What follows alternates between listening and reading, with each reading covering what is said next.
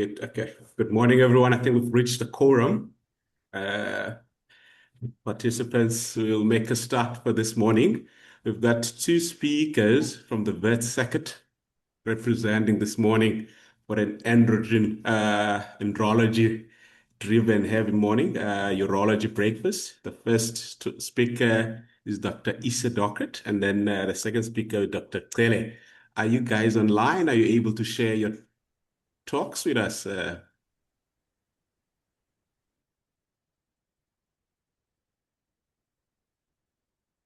I'm hoping I'm audible on the other side, eh?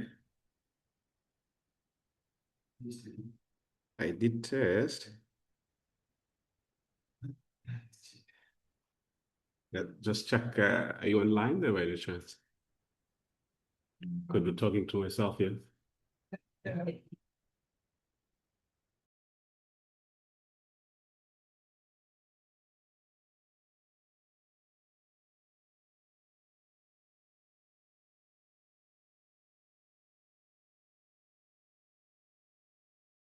me try there. Good morning again. Okay, we're there, yeah. So, supposing we're having audio problems, I was just saying good morning to everyone. This morning we're looking at andrology. From talks will be given from the WITS circuit, Dr. Eesaa Docrat, and Dr. Cele-Mbuthweni will give the second talk for us. Are you guys online? Are you able to share your slides with us?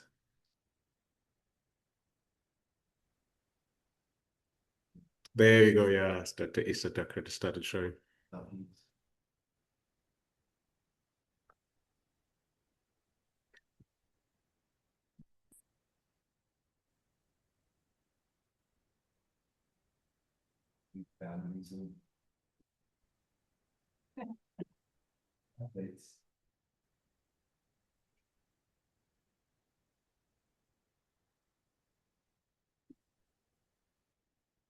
Can you see my slides? Huh? Yes, yes, I can see the Zoom part. You haven't accepted the cookies. Good. Now I can see them, man. Good. Yeah, I can see them. You can. There we go. Thank you very much. Good. I'll mute myself, and then you can make it go for it. Thank you.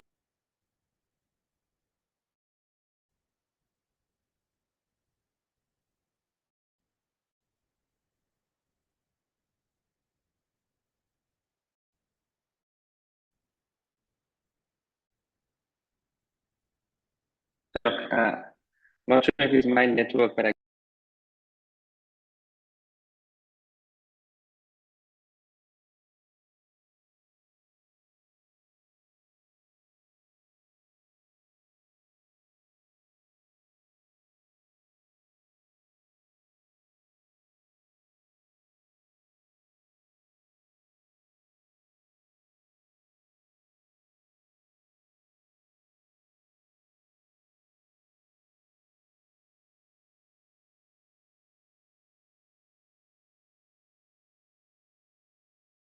Hi there, Dr. Docrat.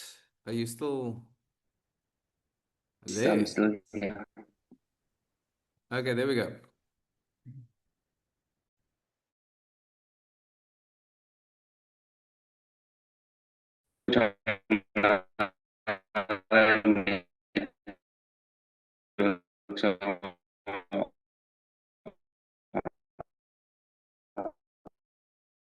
Hoping to be better. Can you please confirm?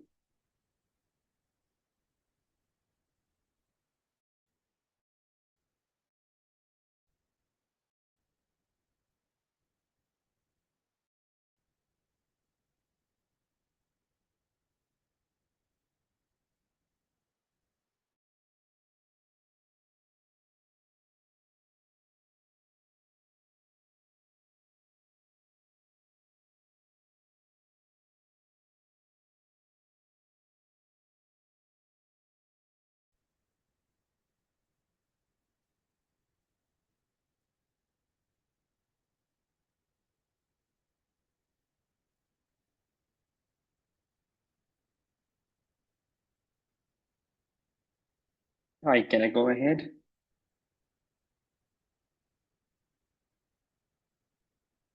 Hi, Doctor, you can proceed. Thank you so much. Apologies for that. Good morning. So my name is Eesaa. I'm one of the registrars at the University of the Witwatersrand. Today we're going to be taking a walk into a zoospermia. Yeah, and that means we're going to be doing the most urological thing possible. Spending 30 minutes talking about semen, but in a very academic way, of course. I'll be talking about azoospermia from diagnosis to sperm retrieval, and the entire talk can be reduced to one question essentially. Is the testes being told to make sperm, or is it unable to make sperm, or making sperm that cannot get out? That's our framework for today. So why does it matter? Azoospermia is the most severe male factor semen abnormality, but it does not automatically mean sterility. That's the first important message. Really is a diagnostic doorway because behind the doorway, there may be reversible endocrine causes, obstructive causes, genetic conditions, or primary testicular failure. Therefore, as urologists, our first task is classification. And correct classification determines counseling, investigations, genetic testing, imaging, sperm retrieval, and IVF planning then as well. Before going ahead, we need to be precise with our definitions.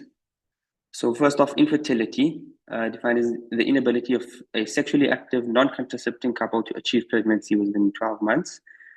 Azoospermia is not just a low count, it means no sperm in the ejaculate after centrifuged pellet examination, confirmed on 2 semen analysis. Cryptospermia means sperm are not initially seen but are found after centrifugation. And oligospermia is less than 16 million per mil, and severe being less than 5 per mil. So the WHO 6th edition and EAU reference limits, important thing is that these are not absolute fertile, infertile cutoffs. They are reference limits from fertile populations, and results must be interpreted with the couple in conjunction with your history examination and a repeat testing as well. So for today's topic, the key values are volume, sperm concentration, total sperm number, motility, morphology, and pH as well. And then low volume and acidic pH become particularly important later on when we get to distal obstruction. So classification. You can classify azoospermia in 2 ways. The way we see here anatomically, which is pretesticular, testicular, and post-testicular. So pretesticular being a signaling problem, testicular being a sperm problem, a sperm production problem, and then post-testicular is a transport or ejaculation problem. So this framework helps to keep it more manageable. Clinically, you can split it into obstructive versus non-obstructive azoospermia. We start off with pretesticular. This is a failure of the hormonal drive. The hypothalamic pituitary axis does not adequately stimulate testes. Testosterone is low, and LH and FSH are low or inappropriately normal. Testicles may be small, but they still may be functional. This is why this category is so important. It's often the most reversible.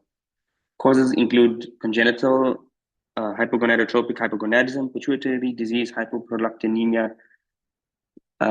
exogenous testosterone or steroid use, functional suppression from obesity, malnutrition, or opioids. Can be the most reversible cause if we recognize it early. So hypogonadotropic hypogonadism. Testes not getting enough GnRH-driven LH and FH stimulation. Congenital causes include Kalman syndrome and isolated GnRH deficiency. Acquired include pituitary tumors, trauma, surgery, radiotherapy, and infiltrative diseases. Clinically, we can look for delayed puberty, poor virilization, small testes, low libido, ED, decreased body hair, gynecomastia. And if there is a pituitary mass, be on the lookout for headache or visual symptoms. The reason this matters is that spermatogenesis can often be induced with HCG, HMG, or FSH, or pulsatile GnRH. So unlike primary testicular failure, this is not a dead end. It may just need a reboot. Kalman syndrome. This is a nice reminder that embryology sometimes actually matters. The GnRH neurons and olfactory neurons migrate together during development. If it fails, you get congenital hypogonadotropic hypogonadism together with anosmia or hyposmia. So in a young man with delayed puberty, small testes, low gonadotropins, and infertility, when you ask him, can you smell the coffee? It's not because you're bored. You're asking because no smell plus no puberty may mean no GnRH signal. So hypoprolactinemia and pituitary disease. So what does hypoprolactinemia do? It suppresses GnRH, which then suppresses LH and FSH, resulting in low testosterone and impaired spermatogenesis. Causes can include prolactinoma, pituitary mass effect, antipsychotics or dopamine antagonists, hypothyroidism, and chronic renal disease. Clinically, the patient may have low libido, ED, gynecomastia, rarely galacturia or headache and visual field symptoms. And if it's markedly elevated, pituitary MRI is mandatory. Exogenous testosterone. This is a very important practical point. It's to know that testosterone is a contraceptive. To patients, it doesn't always feel may feel counterintuitive because they think testosterone equals masculinity equals fertility. However, it causes a negative feedback at the hypothalamus and pituitary. The GnRH, LH, and FSH fall. Serum testosterone may look normal or high, but intratesticularly becomes very low. And without intratesticular testosterone and FSH support, Sertoli cell function and spermatogenesis shut down. They cause severe oligospermia or complete azoospermia. Functional hypothalamic pituitary suppression. The functional suppression is when the axis is suppressed without a fixed pituitary lesion. Examples include severe obesity, malnutrition, rapid weight loss, excessive exercise or systemic illness, chronic kidney or liver disease, opioid and severe psychological stress. The hormonal pattern may mimic hypogonadotropic hypogonadism. But here the question is it permanently broken or is it just temporarily shut down? This is just summarizes the pattern recognition findings with pretesticular azoospermia, showing that low testosterone and low or inappropriately normal FSH suggest hypogonadotropic hypogonadism, anosmia points towards Kalman's disease. Be on the lookout for patients for anabolic steroid use and hyperprolactinemia as well as pituitary lesions as well. Take home is pretesticular azoospermia is a signaling problem and often reversible. Moving on to testicular azoospermia. So we're going to just run through the three main classifications. We've done three. We're going to do testicular and then we're going to do post and then we'll go on to the diagnosis and management. So testicular azoospermia or non-obstructive azoospermia means the testes are being stimulated but sperm production is absent or severely impaired. Classic pattern: raised FSH, small testes, normal semen volume, and a present VAS. High FSH suggests impaired spermatogenesis, but it does not absolutely exclude focal sperm production. And that's the concept behind a micro TC. Even if the factory is closed, there may be one small room at the back still producing. Here's the main causes. Each category affects counseling differently. Genetic causes affect the prognosis and the transmission risk. Gonadotoxic injury affects expectations. Varicoceles may be modifiable in selected patients. And then idiopathic reminds us that routine testing does not always explain everything. The genetic abnormalities can impair spermatogenesis by disrupting testicular development, germ cell survival, meiosis, or sperm maturation. Clinically, they present with primary infertility, azoospermia, or severe oligospermia, small testes, raised FSH, or low or normal testosterone. Main examples are Klinefelter, Y chromosome microdeletions, chromosomal translocations or inversions, and 46XX, the XX testicular DSDs. Genetics changes prognosis, surgical decision-making, and counseling, and tells us whether sperm retrieval is worth attempting. Klinefelter syndrome. Clinically, we should think about it in an infertile man with small, firm testes, azoospermia, or severe oligospermia, as well as a raised FSH and LH. There may be systemic clues: tall, reduced hair, reduced male pattern hair, gynecomastia, and symptoms of low testosterone. Mechanism is progressive seminiferous tubule degeneration. Over time, the tubules become hyalinized and fibrotic with germ cell loss. This leads to primary testicular failure and non-obstructive azoospermia. However, selected men with Klinefelter may still have sperm retrieved with micro-TC, as sperm production may be focal. Remember, this is not just a fertility diagnosis, Klinefelter. We need broader counseling around the testosterone deficiency, bone health, metabolic risk, and gynecomastia. Y chromosome microdeletions. So AZF, azoospermia factor. These are the regions on the long arm of the Y chromosome, mainly YQ11, and contain genes required for spermatogenesis. Deletions in AZFA, B, or C can cause different phenotypes, and complete deletion is typically associated with Sertoli cell-only pattern and extremely poor retrieval. Complete AZFB is associated with maturation arrest, also very poor retrieval. And AZFC has a more variable phenotype, and sperm retrieval may still be possible. So when do we test for Y chromosome microdeletions? Azoospermia. In patients who have azoospermia or suspected testicular failure or severe oligospermia, especially at or below 1 million per month. This helps to avoid futile micro-TC in complete AZFA or AZFB deletions, as well as allowing counseling in AZFC deletions, which may be transmitted to male offsprings through intracytoplasmic sperm injections. So developmental and acquired testicular injury, they share a pathway: germ cell loss, seminiferous tubule damage, tubular atrophy or fibrosis, and then reduced testicular reserve.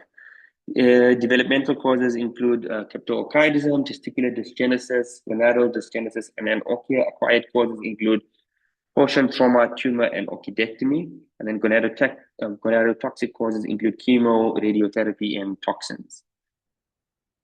Usually, you get an answer to this, or you get an idea or suspicion of this during the history taking part of your consultation.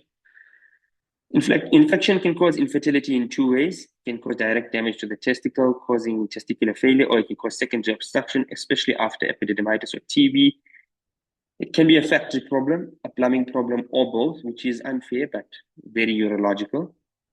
Important causes include post-pubertal mumps orchitis, severe EPO, TB orchitis, or autoimmune orchitis. And then just to mention about varicocele, it's best thought of as a testicular stressor rather than the sole cause of azoospermia. Proposed mechanisms include increased temperature, stasis, hypoxia, oxidative stress, and reflux of metabolites. And varicocele repair is controversial and selective. My colleague will be speaking about it next. And then idiopathic. So it's defined as non-obstructive azoospermia with no clear cause identified after a complete clinical, hormonal, and genetic workup. Okay, it does not mean normal. It just means it's undetected, or it's a diagnosis of limitation, essentially. So the natural question is, if we don't know the cause, should we biopsy the testes? The answer is nuanced. And a testicular biopsy can tell us the biological pattern of spermatogenic failure. It may show hypospermatogenesis, maturation arrest, Sertoli cell-only pattern, or tubular sclerosis. These patterns help with prognosis and counseling. Okay, here we can see the different spectrum of the histological landscapes of non-obstructive azoospermia. This brings the non-obstructive azoospermia section together. The clinical finding, implied pathophysiology, and then the differential diagnosis of each. Okay, now moving on to post-testicular azoospermia. This is the failure of sperm transport or ejaculation. Sperm may be produced normally, but doesn't appear in the ejaculate. So unlike non-obstructive, it's not primarily a production problem, it's a transport or ejaculation problem. And the failure can occur at several levels. First, epididymis, previous epididymitis, STDs, TB, congenital obstruction or surgery. Second is at the vas, can include previous vasectomy, iatrogenic injury, post-inflammatory obstruction, or congenital absence. This is where palpating the vas becomes very important. If it's absent, we don't just document it. It changes the counseling and the diagnosis. If both ways are absent, this is TB-AVD or congenital bilateral absence of the vas, or if one, then it's congenital unilateral absence of the vas. Now, why is this important? The key association is the CFTR gene, cystic fibrosis.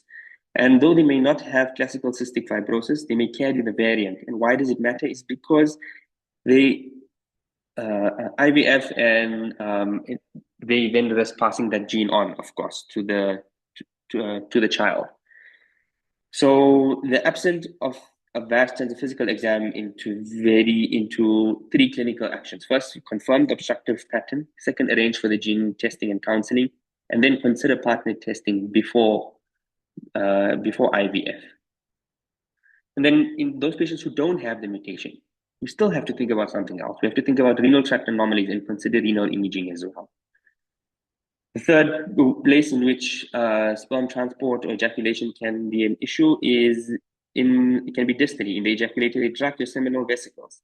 Causes can include ejaculatory duct obstruction, Mullerian duct cyst, prostatic utricle cyst, seminal vesicle cyst, stones, calcifications, or post-inflammatory scarring, or even strictures, urethral strictures. Finally, the problem may be functional, where retrograde ejaculation or anejaculation become an issue, and instead of the sperm going forward, it goes back into the bladder. So the typical pattern is quite different from testicular failure. They often have normal testicular volume, normal hormonal profile, and preserved spermatogenesis. Examination, they may have a full epididymis, or as you mentioned, an absent VAS or previous signs of surgery or trauma. Semen volume is very useful because it helps localize the level of the problem. If it's more proximal, example, at the epididymis or VAS, semen volume may be normal. However, if it's more distal at the ejaculatory ducts or seminal vesicles, semen volume may be low. In that setting, the classic cue is low volume acidic semen with absent or low fructose. So low volume acidic azoospermia should make us think about distal obstruction, especially ejaculatory duct obstruction or seminal vesicle pathology. Okay, post-testicular, again, we have the pattern recognition. It summarizes the key clues. A full epididymis suggests epididymal or basal obstruction. Low volume acidic semen with absent fructose suggests ejaculatory duct or seminal vesicle obstruction, and then dry orgasm or very low points towards retrograde ejaculation or anejaculation. Now, we're moving on to our approach, which is our diagnosis and our management. Couple first framing. Know that it's not, the question is not what is the semen result, it's what is the best pathway for this couple. And we treat both the male and the female together. Though we might only be seeing the male patient, we do need to ensure that both partners are being investigated simultaneously. The first thing is to confirm your azoospermia. It must be confirmed properly. Sample should be collected sterile, non-toxic container with abstinence, period, completeness, spillage, and time documentation. And you do need to ensure that you centrifuge it adequately. This distinguishes true azoospermia from cryptozoospermia and severe oligospermia. Then you move on to your clinical assessment. Your history targets, you're going to look for three groups: your systemic or endocrine clues, your past medical or surgical clues, and then your exposures. Examination also. You're thinking in groups. Generally, you're going to check the virilization, the body habitus, and the gynecomastia. You're going to check the testes with the powder oxidometer and feel the consistency.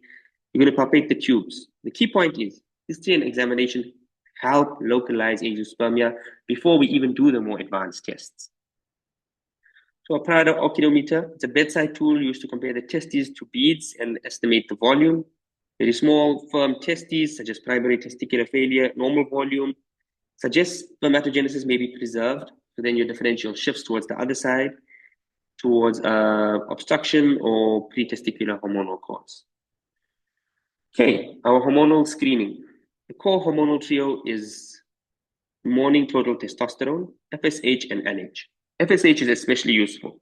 Raised FSH doesn't point towards primary spermatogenic dysfunction, although normal FSH does not exclude non-obstructive azoospermia. You can add prolactin when there's low libido, ED, or low testosterone. Estriadiol, useful in obese patients or increased BMI. And then your sex hormone binding globulin can help interpret borderline testosterone. And then your TSH is if your pituitary lesion is suspected. Investigation algorithm is built around your pattern recognition. So once you've confirmed your azoospermia, then you use your history exam, your sperm analysis, and your hormones to classify the patient into pre-testicular or post. Low testosterone with low or normal LH and FSH is pre-testicular. Small testes with raised FSH point to testicular failure or non-obstructive azoospermia. And then normal testes, normal FSH and obstructive clues point to post-testicular obstruction. Low volume or dry orgasm points to ejaculated obstruction, retrograde ejaculation, or anejaculation. Genetic testing is our framework. It's central when impaired sperm production is suspected. You're going to karyotype, look for chromosomal abnormalities, especially Klinefelter. You're going to check order Y chromosome microdeletion testing to check for your AZF A, B, and C deletions. And you're going to order CFTR testing when there's an absent VAS or idiopathic obstructive azoospermia. And then genetic counseling is essential before if an abnormality is found, especially with your AZFC and CFTR carrier risks as well. The targeted investigations in specific situations, the post-ejaculatory urine microscopy for suspected retrograde ejaculation, semen culture and STI if there's infective symptoms of pyospermia, and then your leukocyte assessment, distinguish leukocytes from immature germ cells. Testicular biopsy is not routine, as we mentioned. It's mainly prognostic and usually is obtained during retrieval, sperm retrieval, or in idiopathic cases. Imaging is targeted, not routine. Scrotal ultrasound is not for every fertile man. The exam is unclear. There's suspected mass or varicocele assessment is needed. TRUS, useful for distal obstruction. Pelvic MRI when anatomy is unclear. TRUS, especially in low volume acidic azoospermia.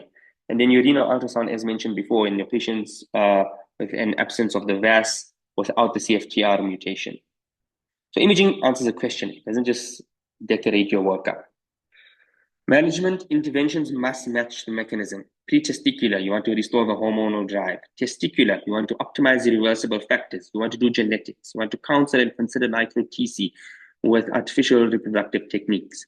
Post-testicular, you want to either reconstruct the obstruction or bypass it with sperm retrieval and then IVF as well. So we mustn't treat a power supply problem, a factory problem, and a plumbing problem the same way.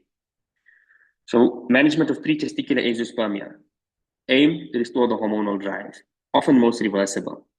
So you can use HCG, human chorionic gonadotropin, and if that is not enough, you can add FSH or HMG that supports the Sertoli cells that are needed to drive and maintain sperm production.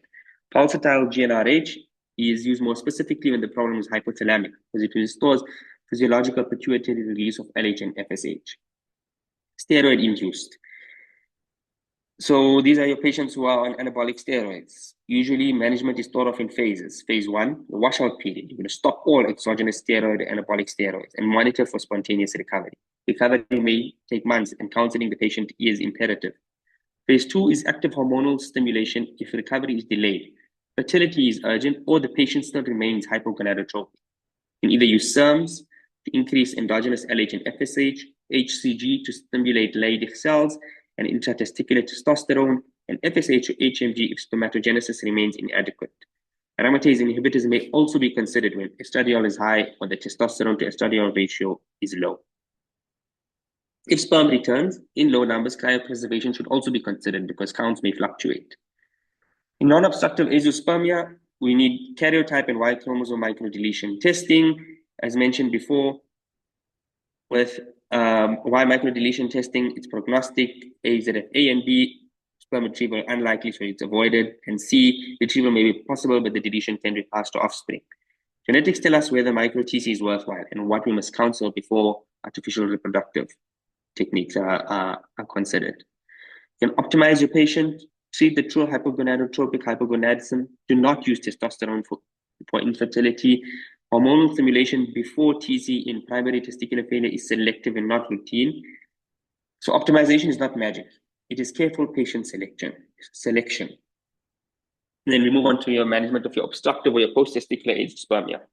We said it's either two options. You repair the pathway or you bypass it. You repair via reconstruction, which allows natural conception, but requires suitable anatomy and microsurgical expertise. Or you can bypass it and sperm retrieval with IVF, and maybe preferable, of course, in certain couples where female partner age or time pressure favors a quicker route as well. So in patients with retrograde ejaculation, the modified Hotchkiss technique has been described for sperm retrieval. You prepare the bladder with a sperm-compatible medium. The patient ejaculates, and sperm-containing urine or washings are recovered for processing. So this slide is about what we actually do when we retrieve the sperm. First surgical decision is the target, either the epididymis or the testes. In obstructive azoospermia, sperm production is usually preserved, so the epididymis is often full of sperm. This is why the epididymal techniques are mainly used for obstructive azoospermia. Eesaa is the open microsurgical version. Epididymis is exposed and a microscope is used. If we choose from the testes, the approach changes. TESA is a needle aspiration from the testes. Minimally invasive, mainly when sperm production is expected to be normal, as in obstructive cases. However, in non-obstructive azoospermia, sperm production is patchy. So then microtheses would then be considered. And this is an open operation where the surgeon looks for larger, more opaque tubules, because these are more likely to contain focal spermatogenesis. And then either fresh or frozen sperm. This depends on non-obstructive azoospermia, where sperm numbers may be low. In obstructive azoospermia, both can be considered. However, it's important to note that cryopreservation may risk losing rare sperm after thawing. And the timing retrieval should therefore be planned with fertility and the embryology team. Just a quick mention on experimental therapies. Stem cell therapies, platelet-rich plasma, gene editing, these are just more theoretical approaches, especially the gene editing as it target specific genes, but they classified as WITS recommendations. So take-home messages: confirm azoospermia, classify, and then clinically separate. FSH and testicular volume are key pattern recognition tools. Genetics changes prognosis and counseling. Non-obstructive azoospermia may still have focal sperm. Obstructive azoospermia is often reconstructible or bypassable, and they never give testosterone to a man actively seeking fertility. These are my references. Thank you very much. Thank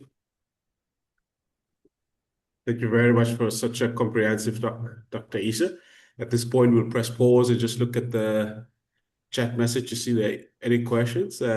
I see Dr. Cleve Opal has a question for you, Cleve. Thank you very much, Dr. Docrat. Excellent talk, summarizing azoospermia very well. Just with regards to sort of the non-obstructive azoospermia and the workup, what are your thoughts on markers like inhibin B? Some say it's a bit more accurate than your FSH, which you rightly mentioned can still be normal or not elevated when there's non-obstructive azoospermia. So do you have any sort of comments on using inhibin B? So thanks for the question, Dr. Opal. So from my reading, they say that it is an excellent indicator. It gives you an indication of your actual Sertoli cell health. But to get a complete picture, they still recommend using it alongside FSH to get a complete idea and also adequately classify your patient into where the issue is coming from. I think it's used also a lot more in assisting patients who are undergoing microthesia to get sperm recovery, so to predict the likelihood of successfully finding the sperm in these patients. So it gives more of a functional state of the tubule and sperm production capabilities. I do think it will become more widely used in the future as well. Yeah, I think it's slightly more probably accurate. It's a sort of inverse relation with FSH. So if FSH is low, inhibin B is normally up. They did do some studies in Asia, which actually showed it's a better predictor of success with microtesia, but then there was a study in Europe which sort of disproved that. So I don't think either of them are quite accurate in predicting success with your assisted reproductive techniques. There's a newer sort of assisted reproductive technique which is not approved sort of anywhere, round spermatid injection. Have you heard of that?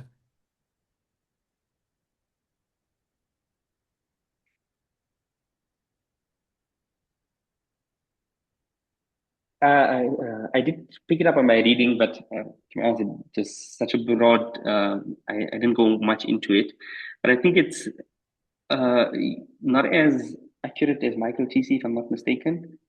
And they basically, if I'm not mistaken, I think they use it as a last resort at the moment, but Yeah, I don't know exactly much that. more It's than that. a sort of Hail Mary last resort. So it's not mature sperm. It's the round spermatid stage, which is a still the earliest form of a haploid germ cell post meiosis, but the evidence is still very scanty. The long sort of the effect or the type of offspring which comes from that is again questionable. Maybe be breeding the next generation of X-Men or something. But yeah, it's a last resort when there aren't any mature sperm found on your microtizzy. Thank you very much, Dr. Docrat. Thank you. Thank you for the opportunity and apologies for the issues with the upload, the sharing. Thanks, Nick. Okay, good. We'll move on to the second talk. I'll be given by Dr. Zakithi, Cele-Mbuthweni. She'll be talking to us with the indications and surgical strategies for a common clinical problem we see at OPDs, the man with the bag of worms. As soon as she gets to share her slides, and she can then start. Zakithi, are you there? Hi, Mazi. Yes, I'm here. I'll just Thanks, attempt to Zakithi. share. Thanks. You'll just let me know if you can see it projecting yet. Good. It's projecting quite well. Just need to make it full slide, yeah, isn't it? Okay. Perfect. Thank you very much. You can see.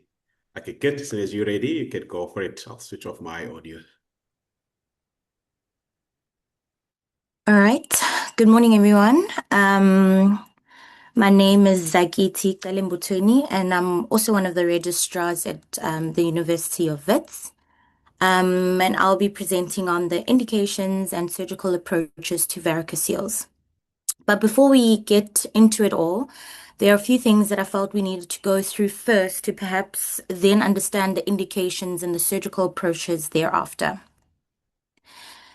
The EAU guidelines define varicoceles as an abnormal dilatation of testicular veins in the pempiniformis plexus, which is caused by venous reflux. In terms of epidemiology, varicoceles are said to be unusual in boys who are at the age of 10 or less and become more frequent at the start of puberty and then increase with age. About 14 to 20% of adolescents experience varicoceles, which is a similar incidence rate to those of adults. Varicoceles occur mostly in the left side in 78 to 93% of cases, with the presence of right-sided varicoceles being a warning sign, which we will get into later in the slides. Bilateral cases occur in 33% of cases in adults and in 2% of cases in children. And in terms of men with infertility, about 40% of these men have primary infertility and 80% of them have secondary infertility. Just to run past some anatomy, the testicles are supplied mainly by testicular artery, which is a direct branch of the abdominal aorta, and also small branches from that can come from artery of the vas deferens as well as branches from the cremasteric arteries, which we need to keep in mind of during surgical intervention. This diagram attempts to depicted on the screen shows us how arterial and venous systems have very close proximity to each other. Venous outflow of the testes begin as a small network of veins from mediastinum testis and tributaries from the epididymis, which then form the pempiniform plexus. This plexus ascends along the spermatic cord in front of the vas deferens and surrounds the testicular artery, which then acts as a countercurrent heat exchange system, which becomes dysregulated in the presence of varicoceles. These veins then coalesce to form the testicular vein, which travels in the inguinal canal and into the retroperitoneum. Accessory drainage systems from the cremasteric veins and differential veins can also exist, which is important to keep in mind for when considering the surgical principles of varicocelectomy. The image displayed on the left side of the screen attempts to illustrate that. Another thing to be cognizant of is the drainage pattern of each side. The left testicle drains vertically directly into the left renal vein at a 90-degree angle, whereas the right testicular vein drains obliquely into the vena cava, inferior vena cava. This displayed by the image on the right side of the screen. With this in mind, varicoceles can then be classified anatomically into primary and secondary varicoceles. Primary varicoceles are caused by incompetent valves in the testicular vein. This again goes back to the right angle insertion of the left testicular vein into the left renal vein. Primary varicoceles are often due to what is called a nutcracker phenomenon, which has three types. The first being the proximal or high type, also known as type 1 or anterior varicocele. It is due to aortosuperior mesenteric compression of the left renal vein, which then causes renal spermatic venous reflux. The second type being the distal or low type, also known as type 2 or posterior varicocele. It is due to compression to the left common iliac vein by the left common iliac artery, which then causes reflux into the differential and cremasteric venous branches. There are also then the third type being the combined type, which is a combination of both type 1 and 2 and may be accompanied by venous hypertension. It is therefore important to understand the network of veins surrounding the testicles and the different classifications of varicoceles, as these have a great clinical significance, as type 2 varicoceles and combined types may be missed during surgical intervention if only the anterior veins are addressed. And this could contribute to the cause of varicocele recurrence post-repair.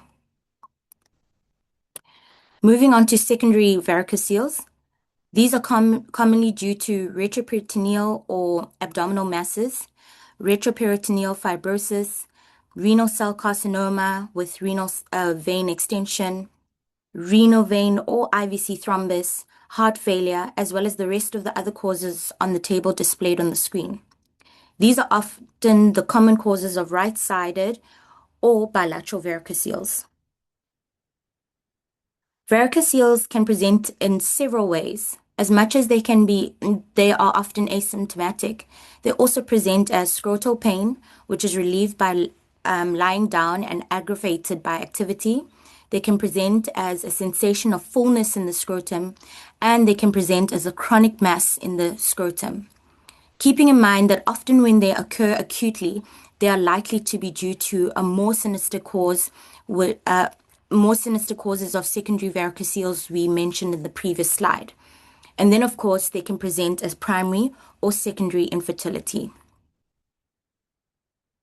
We examine these patients in supine, standing, and then with Valsalva while standing. The Valsalva maneuver assists with accentuating vein dilatation, especially during early disease. It is suggested that examination of these patients should be done in a warm room and to have the patient stand for about 10 minutes prior to examination. An examination is obviously incomplete if the abdomen isn't examined, which could help rule out any palpable masses and tenderness in the flank, etc.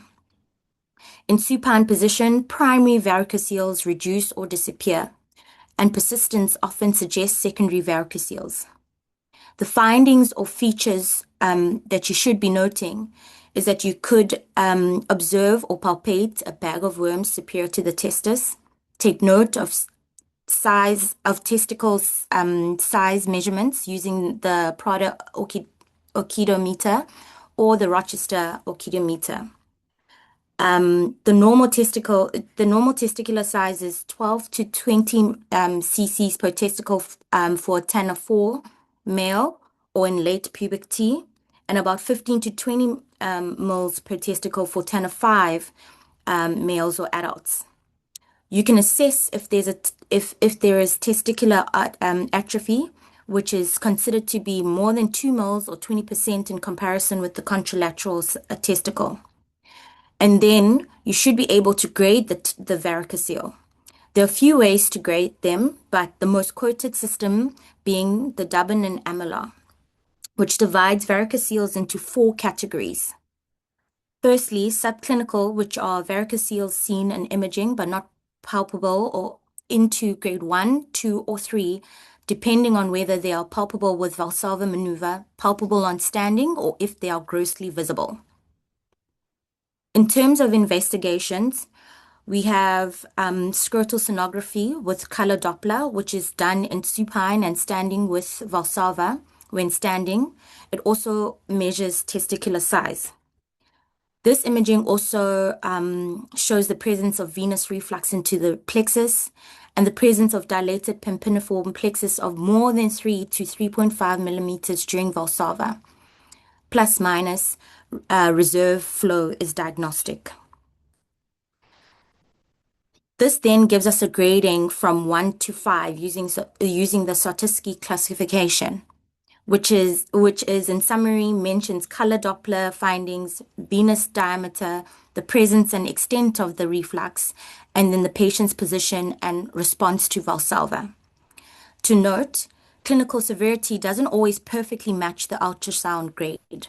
This classification complements the clinical findings. Another investigation is abdominal imaging.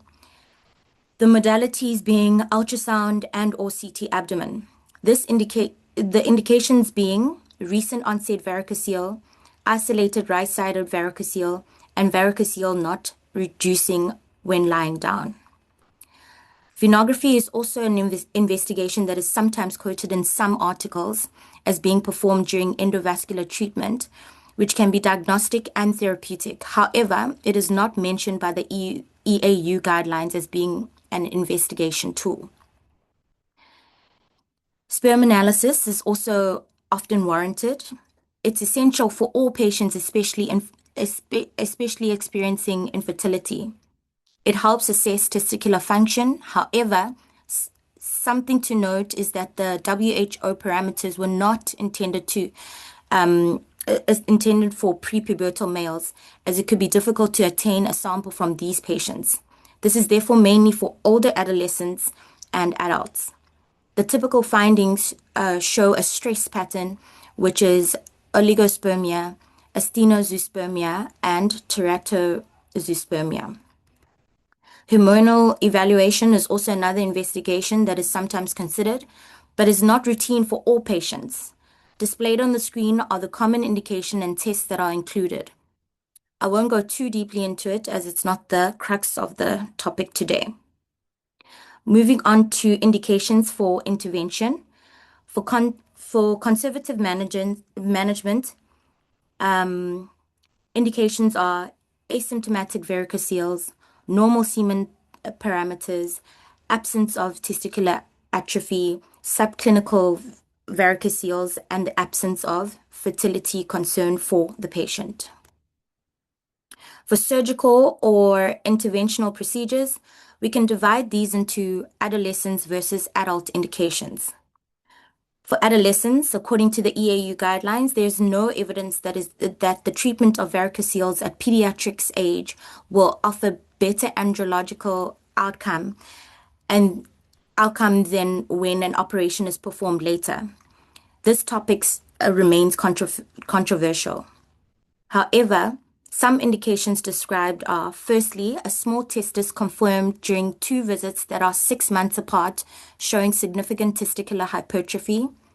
Others include hypergonadism in a setting of a clinical varicocele, as well as other scenarios such as symptomatic varicoceles, the main reason being pain, bilateral palpable varicoceles, poor semen analysis in a 10 of 5 adolescents in 2 specimens, cosmetics reasons related to scrotal swelling, and then other testicular conditions that could affect fertility, such as a varicocele in a single testis.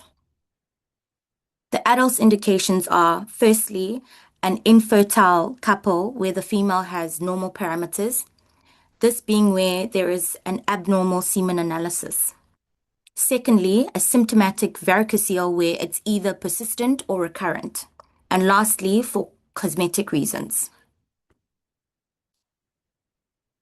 The majority of published studies regarding varicocele repair has shown that treatment of clinical varicoceles improves sperm parameters and enhances both pregnancy and live birth rates.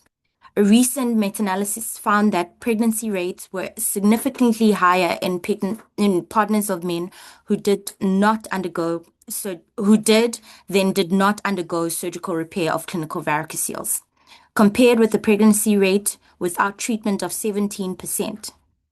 Pregnancy rates for men who underwent subinguinal microsurgical varicocelectomy and inguinal microsurgical varicocelectomy were 42% and 35% respectively, whereas those for men who underwent laparoscopic surgery were only 37%. The image displayed on the screen is a Cochrane review that I came across that also reported that treatment of varicocele in men with unexplained subfertility significantly improved spontaneous pregnancy rates. These studies, however, did not measure birth rates and had low level of evidence. A systemic review and meta-analysis regarding subclinical varicoceles showed that varicocele repair had no demonstrable benefits on pregnancy rates and on semen parameters. These findings highlight the importance of appropriate diagnosis and treatment of clinically significant varicoceles. With evidence in mind, we'll move on to management options and their potential complications and recurrent rates at the end. So the management is divided into two. The first method being percutaneous occlusion using embolization techniques or sclerotherapy, which can be done retrograde or anterograde. The second method being surgical ligation or clipping of the varicoceles. Methods described as either being open, microsurgical, laparoscopic, or robotic assisted. Angiographic occlusion of the internal vein is a technique that has been described more than 3 decades ago. Displayed currently is a table where I tried to summarize retrograde, which is the more traditional way, and anterograde occlusion, and then attempted to do a comparison between the basic approaches, the main advantages and disadvantages, common complications, and then the best clinical setting that each technique can be used in. Advantages of retrograde being no surgical incision, faster return to normal activity, useful in recurrence or persistence post surgical procedure, and imaging that allows precise identification of refluxing veins. Disadvantages of retrograde being high unperformable rates, difficult venous anatomy, especially right-sided cases, radiation exposure, high complication rates, with the most common complications being contrast reaction, flank pain, thrombophlebitis, migration of embolic material, and arterial puncture. The advantages of anterograde being the shorter procedural time and lower unperformable rate. The disadvantages being that it requires a skin incision, has a high risk of arterial injury, and so risk of testicular atrophy. That large varicoceles have a higher recurrence rate, and that it still involves fluoroscopic radiation exposure in most cases. Its common complications are epididymal orchitis, recurrence or persistence, and arterial injury. Percutaneous treatment is often therefore suitable for treatment of recurrence or persistent varicoceles post-surgical repair, where the use of imaging techniques can assist in identifying the cause of varicocele recurrence and so allow a more accurate venous occlusion whilst eliminating the need for a difficult dissection of fibrous tissue planes from previous surgery. Hence, it is of value to know these. Surgical repair can be divided into the conventional open varicocelectomy, which can be performed using different incisions to expose the spermatic vessels at different levels. These techniques can be high retroperitoneal approach or Palamo approach, inguinal approach or Ivanisevic approach, or the subinguinal approach. Then there is a microscopic approach, which can be an inguinal approach or Goldstein technique, which is a subinguinal approach. Then there's laparoscopic or robotic assisted technique. So over the next couple of slides, I will try summarize each technique as best as I can. The high retroperitoneal or Palamo approach, the patient is positioned supine with head elevated 10 degrees in reverse Trendelenburg position. The incision is a small transverse or oblique incision over the site of inguinal ring, slightly superior and anterior to the anterior superior iliac spine. To gain access to the retroperitoneal, the external oblique is incised parallel to the fibers, avoiding the ilioinguinal nerve underneath it. The internal oblique is then retracted. The retroperitoneal space is then entered and the vessels are exposed as they join the vas deferens. The spermatic vessels are then identified proximal to the internal inguinal vein. The bulk ligation of the spermatic cord, including the artery and lymphatics, proximal to its union with the vas deferens is then done. This is how the Palamo approach is classically done.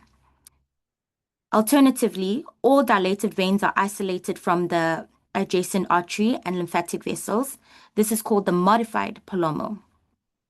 With the modified approach, you then identify the artery, and if not apparent, it is sometimes described that you can drop papaverin solution into the cord to dilate the artery. You then ligate each vein, which is then divided. The inguinal approach is also known as the Ivanisevic approach. Here, the patient is also positioned supine. An oblique inguinal incision over the inguinal canal is made. The inguinal canal is opened by opening the external oblique aponeurosis. When we then identify and mobilize the spermatic cord and deliver the testicle through the incision, delivering the testicle helps identify any dilated external spermatic veins and facilitate cautery of the smaller gubernacular veins. The vein is then ligated. The microscope is preferably used for better assistance with identifying vasculature, lymphatics, and vas deferens, as well as assisting in the preservation of testicular artery. The testicle is then repositioned and closure of the wound is done in layers. Moving on to subinguinal approach. Interestingly, unlike the Ivanisevic approach, which refers to the incision level, when we refer to the Goldstein technique, it's defined primarily by microsurgical subinguinal technique, with the microscope being the main feature. Without the microscope, it's just a subinguinal approach. For this approach, the patient is also supine. The incision is a small transverse incision made below the inguinal ring. The spermatic cord is exposed. The cord is then delivered without opening the inguinal canal, and all dilated vessels are ligated and divided after identifying each cord structure. For the microsurgical approach, which is the Goldstein approach, an operating microscope is used. This allows the meticulous identification and separation of cord structure to avoid lymphatic dissection, to protect arteries, and to protect the vas deferens.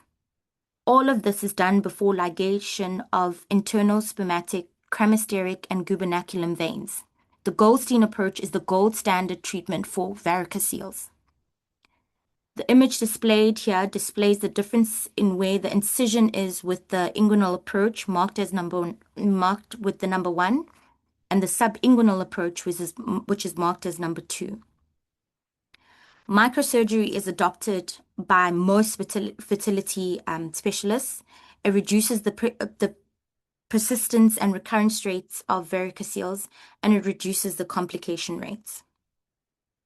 On this table, I've tabulated comparisons of 3 approaches and their advantages versus disadvantages. onto laparoscopic assisted. The approaches are transperitoneal or extra or retroperitoneal. Its main advantages are better anatomy visualization. The surgeon is able to isolate the internal spermatic vein proximally. There are a fewer number of veins to ligate. There's less chance of testicular artery injury, and it can treat bilateral varicoceles. Its main disadvantage is the risk of lymphatic injury. Robotic assisted. This procedure is described and used in centers with robots and surgical expertise, and with time, as robotic assisted surgery grows, it should be also routinely extended to varicocelectomy surgery.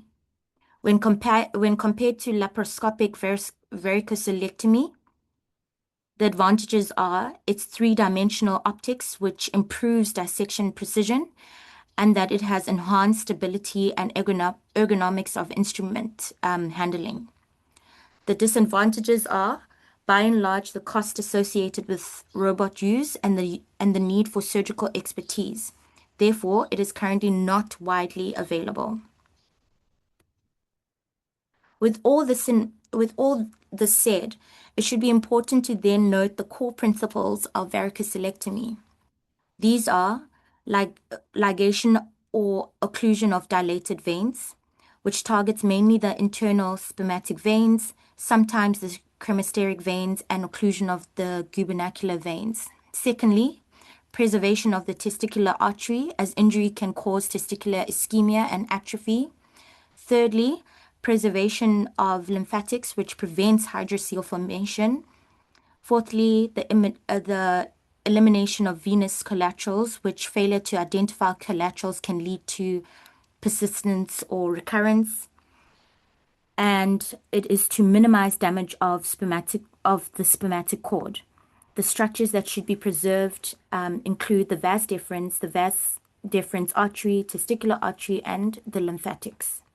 And so therefore, the ideal approach or technique is one that can do all this and still have minimal complication rates. Recurrence and complication rates. Tabulated here are the differences between the different techniques, the anterograde sclerotherapy, the retrograde sclerotherapy, the retrograde embolization, Palomar approach, Ivanisovich approach, the microsurgical inguinal and subinguinal approaches, and laparoscopic assisted. So it attempts to give us percentages of the overall complications, the highest ratings per approach. And then lastly, just to keep in mind the comparison in guidelines for varicoceles in the adolescent setting. These are my references. Thank you. Thank you very much, Zakithi. Very nice, comprehensive talk on the topic. At this point, I'll invite questions and open up the chat to see if there's any.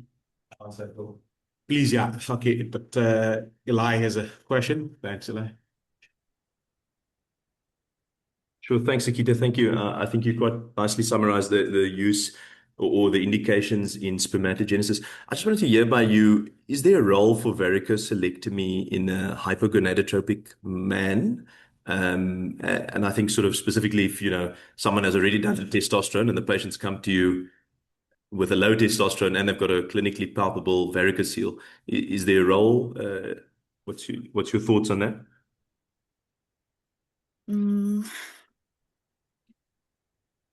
To be honest, I didn't come across any readings with that based around that, so I don't know.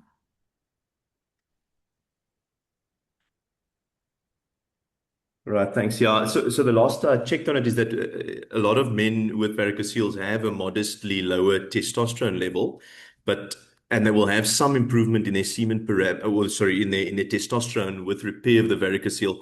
But they say that it's not enough to sort of correct that hypogonadism. So it doesn't Sure. really solve that problem. But a lot of them will have that testosterone. I think it helps with the counseling of a patient who's already at a testosterone level and they've got a varicocele and they, believe that's going to fix it.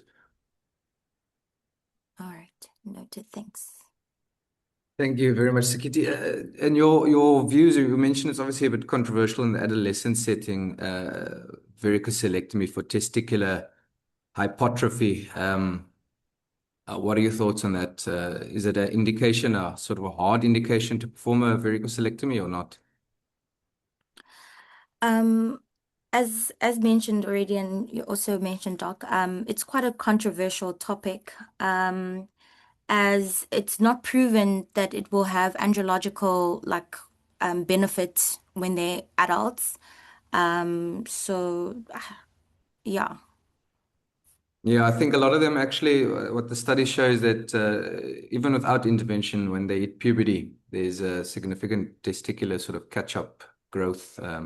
Yes. So Yeah. it shouldn't be sort of, I think they more leaning towards surveilling these kids if there aren't any other symptoms like pain. And then obviously the gold standard treatment is your subinguinal microsurgical approach. What are you guys doing at your center for these patients? I can only speak on the hospitals I've kind of rotated in. I've seen quite a few cases where we do laparoscopic